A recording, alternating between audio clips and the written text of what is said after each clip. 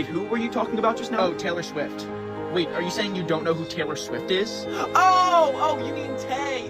Me and my family call her Tay just because she's a close family friend. And I was not supposed to tell you that. Seriously, don't tell people I told you that, because if they find out, then they're gonna ask for pictures, and it's just gonna be like a whole mess. And it's not like me and Tay talk every day. Like, she's really busy, plus we're not like her closest family friends, we're just like kind of close. We have pictures together, like— Oh, really? Okay, can I see them?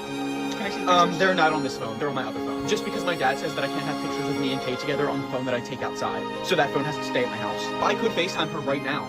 Okay, do it then. Okay. She's not answering, she's probably Your just like phone busy. screen is blank. Oh, well no, that's like the secret— this is like a secret FaceTime for like famous people, so like she's not allowed to use regular FaceTime. I'm so serious, you could literally ask my dad. Okay, I will when he picks you up today.